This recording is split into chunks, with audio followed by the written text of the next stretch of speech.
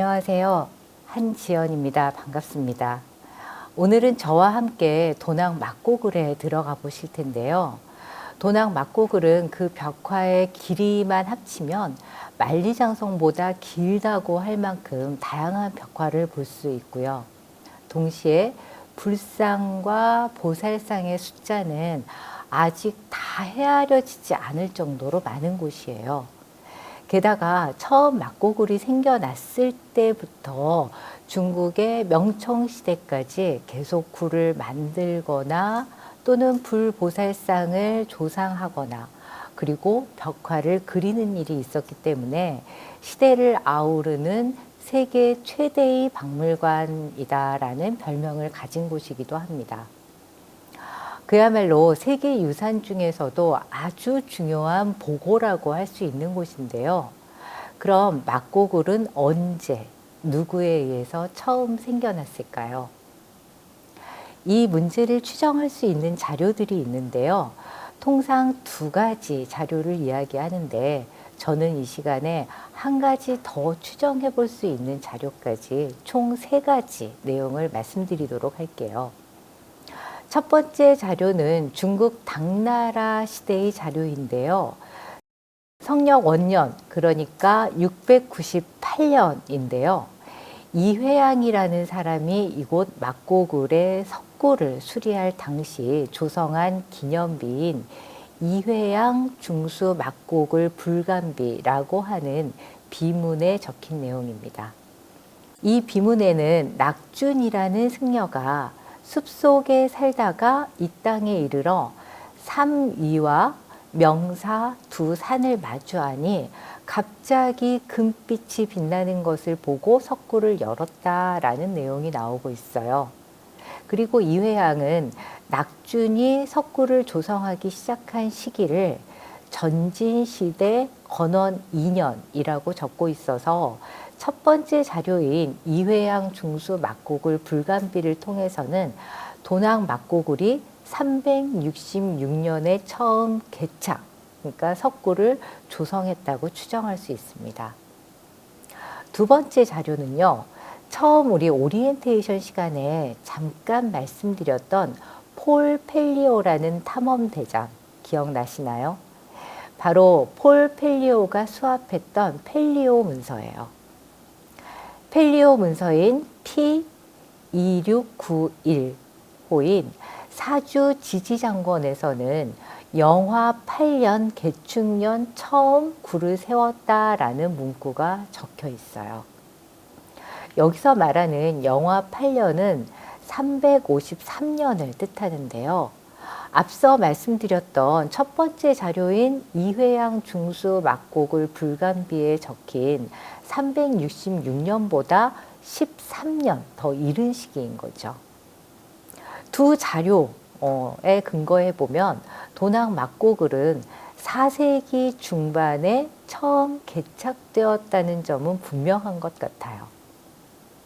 세 번째 자료는 중국의 법현 스님이 남긴 법현전의 내용 가운데 도낭을 유행하면서 기록한 내용인데요.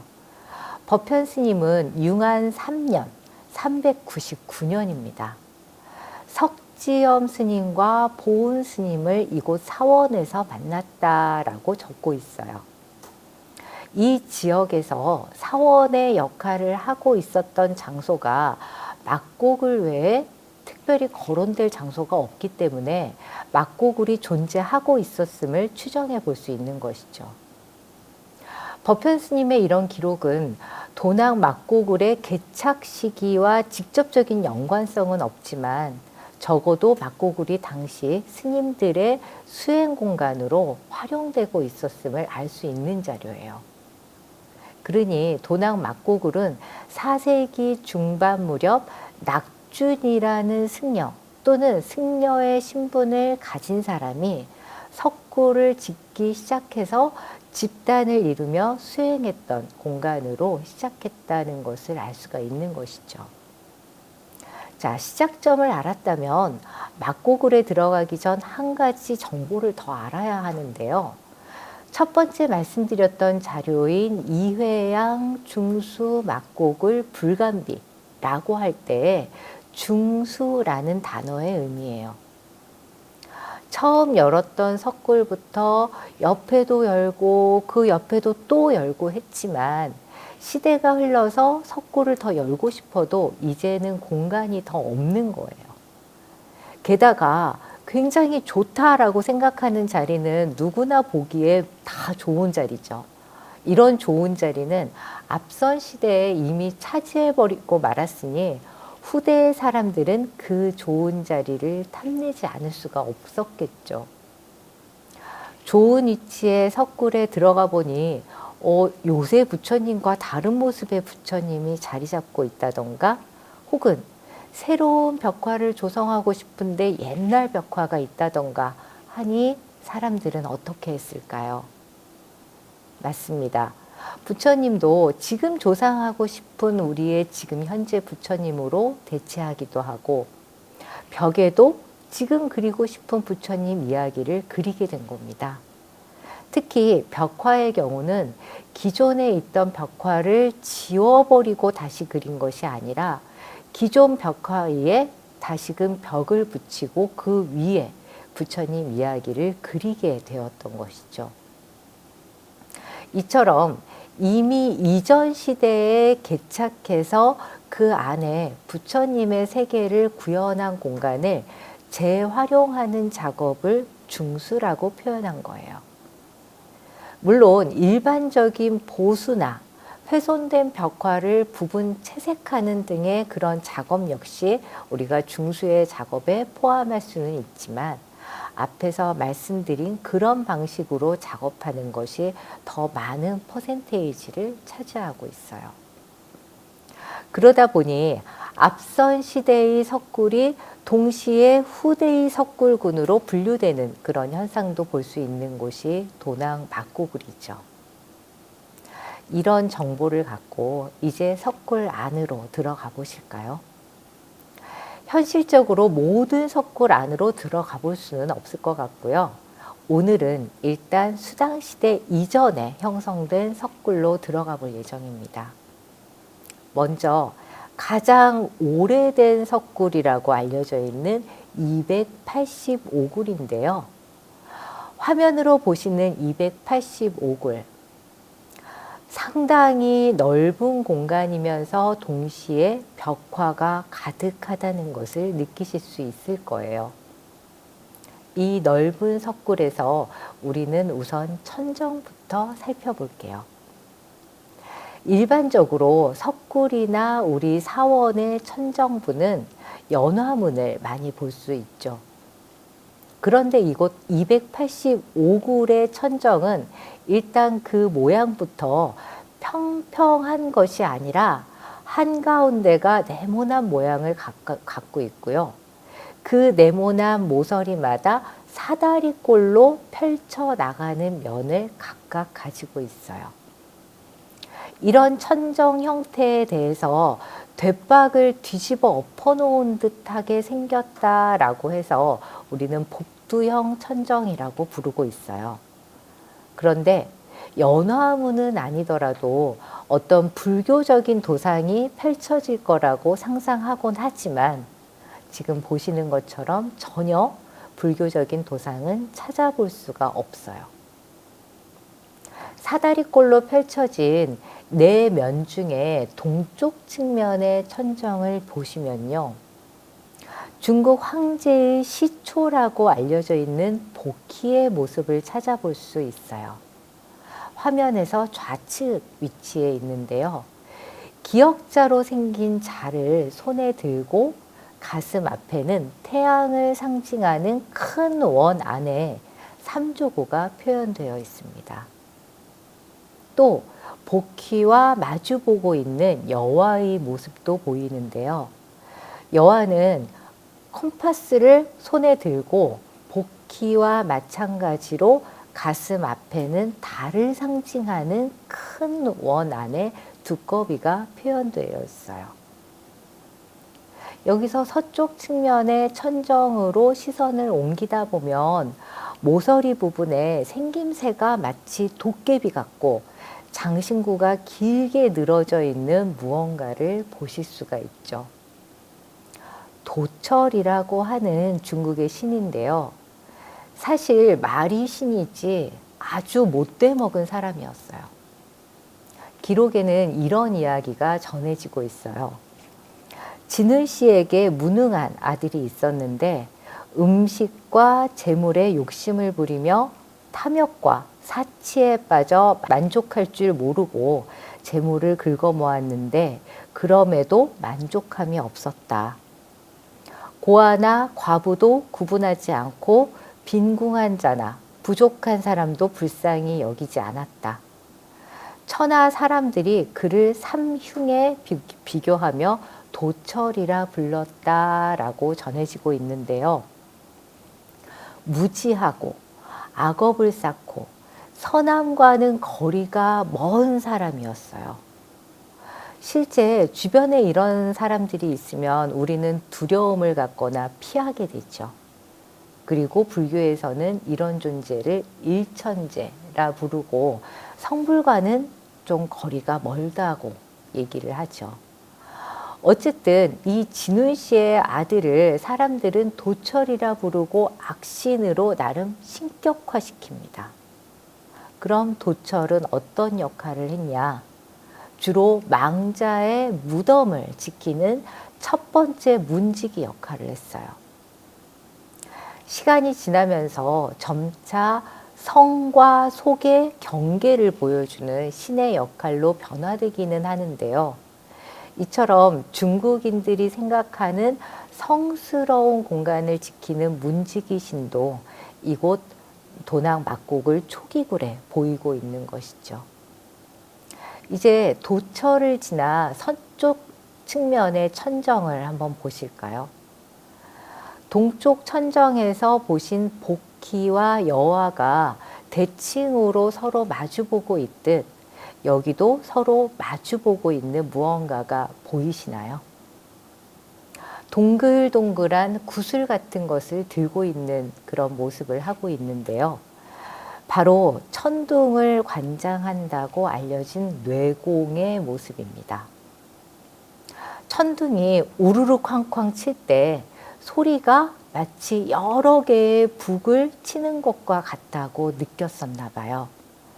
그래서 뇌공은 북을 들고 다니면서 그 북을 마구 돌리면 천둥 소리가 난다고 믿었던 것이죠. 그런 묘사 장면이 이렇게 막곡을 285굴에 보이고 있는 것이고요. 우리는 285굴에서 중국의 신화적 모티프를 다방면으로 수용해서 불교 문화 속에 흡수시킨 모습을 확인할 수 있었습니다. 이런 형식의 석굴은 249굴을 비롯해 다른 초기 석굴에서도 요소들이 보이고 있어서 막고굴이 형성될 당시와 일정 기간 동안에는 중국의 전통 사상 또는 전통 신화와 융합되었다는 것을 짐작할 수 있는 것이죠. 지난 시간에 도낭이 변방의 역사인가 또는 문화의 중심축 역할을 담당했던 역사인가 고민할 때 우리는 전통 한족의 문화가 계승되어 온 지역임을 이미 체크한 사실이 있었죠. 그런 부분과 맞물려 고민해 본다면 아마도 도낭 막고굴의 초기 석굴을 보는 또 다른 느낌을 가지실 수 있을 것 같습니다. 초기 석굴의 벽화 속 숨겨진 이야기를 보셨다면 이제 또 다른 벽화 이야기에 접근해 볼까요? 부처님의 전생 이야기, 그러니까 본생담이 주를 이루는 가운데 이런 이야기도 나오고 있어요. 바로 쇠의석이라는 이야기인데요. 부처님께서 전생의 서북인도 지역에서 악룡, 그러니까 못돼 먹은 용을 제도하다가 그 용이 물에서 활동하다 보니 그 용을 제도하던 과정에 옷이 물에 흠뻑 젖고 맙니다. 악룡을 제도한 이후에 부처님께서는 그 젖은 옷을 말리기 위해서 아주 널따란 너른 바위 위에 가사를 널어두십니다. 그 옷이 마르는 과정에서 바위 위에는 부처님 가사의 날줄과 실줄까지 아주 선명하게 남았다는 쇠의석 이야기가 전해오는데요. 이 쇠의석은 우리가 지나왔던 탁실라 부근에 존재했던 부처님 전생의 흔적으로 많은 이들이 이곳을 참배했다고 해요. 그러니까 부처님 전생의 이야기와 당시 서북인도의 현지성이 담긴 스토리인데 이 내용이 이곳 도낭 막고글에서도 보이고 있는 것이죠. 또 초기 석굴의 벽화 내용에서 볼 수 있는 특징 중에 하나는 바로 천불의 조성입니다. 우리 천불전 또는 만불전이라는 정각 명칭을 많이 들어보셨을 거고 또 천불을 모시는 불사에 동참하신 분들도 계실 거예요. 이때 천불, 그러니까 천분의 부처님을 조상할 수 있는 경전의 근거는 무엇이었을까요?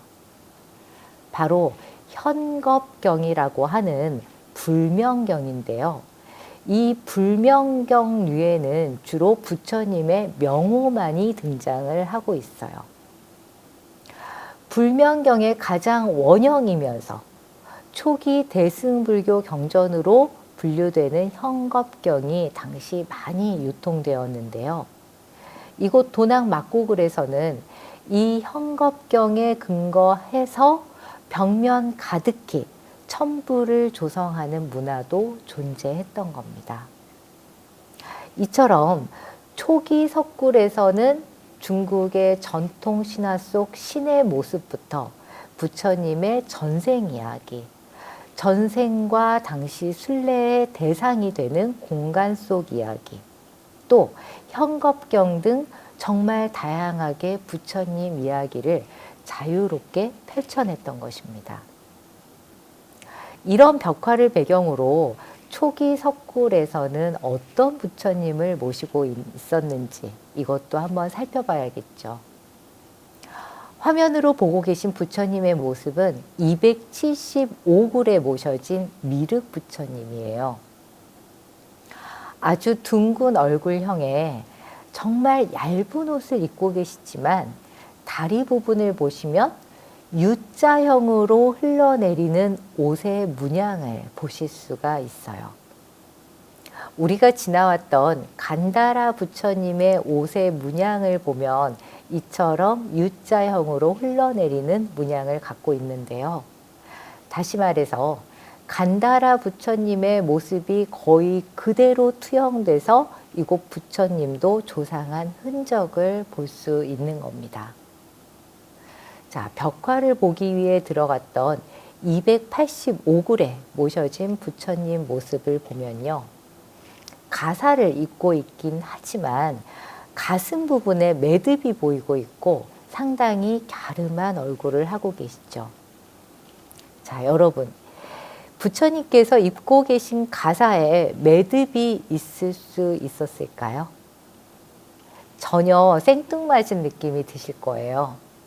왜냐하면 이런 복장은 중국의 불교가 전해지면서 사람들에게 좀 더 친숙한 부처님의 모습으로 다가가기 위해서 그들의 눈에 가장 익숙한 복장 그리고 모습으로 변화를 주었기 때문에 나타난 것이거든요. 그러니 당시 사람들 눈에는 친숙했을지 몰라도 지금 우리 눈에는 익숙치 않은 것이겠죠.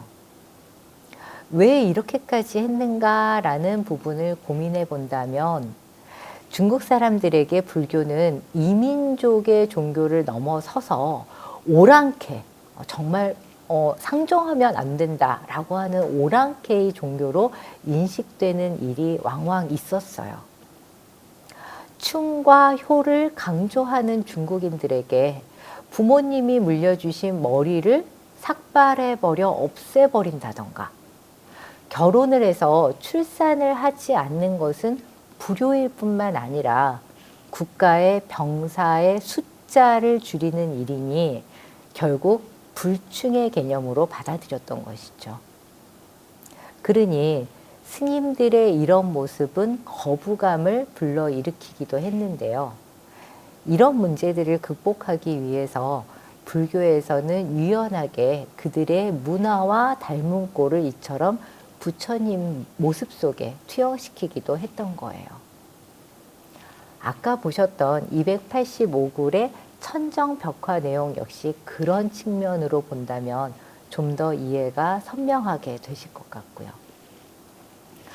불교라는 종교 자체가 상당히 유연성을 갖고 있는 종교죠. 불교의 핵심 사상이라고 할 수 있는 연기법 자체가 고정적인 어떤 전통 내지는 고정화된 이미지를 고집하는 것이 아니라 유연성을 지니고 얼마든지 변화할 수 있는 불교 교단 내부의 흐름을 가져갈 수 있는 그런 배경이 될 수 있는 것이죠. 인도에서 출발해 완전히 다른 사회, 다른 민족에게 다가가기 위해 한 차례 옷을 갈아입는 것이 부처님의 말씀을 그리고 불법의 진리를 바꾸는 것이 아니기에 전법을 위한 새로운 방법론을 적용시켰던 곳이 바로 도낭 막고굴이었던 것입니다. 오늘날 한국 불교 역시 우리는 전통을 지키되 서서히 많은 부분을 바꾸어 가고 있죠. 시대와 사람들의 인식이 변화하는 것에 맞춰 서서히 변화하고 있는 부분이 분명히 있습니다. 이런 변화가 단순히 사회 변화만 맞춰서 사람들의 편리를 위한 것만이 아니라 사실은 불교가 갖고 있는 그 유연성, 흡수성, 융합성이라는 성격이 지속적으로 발휘되고 있는 것이죠.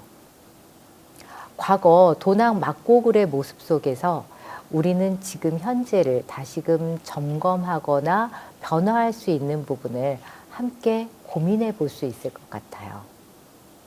오늘 이 시간은 도낭 막고굴 가운데서도 중국 수당시대 이전까지의 석굴 특징을 한번 살펴봤습니다. 그럼 다음 시간에는 수당시대의 막고굴로 함께 들어가기로 약속하고 이 시간 여기서 마치도록 하겠습니다. 감사합니다.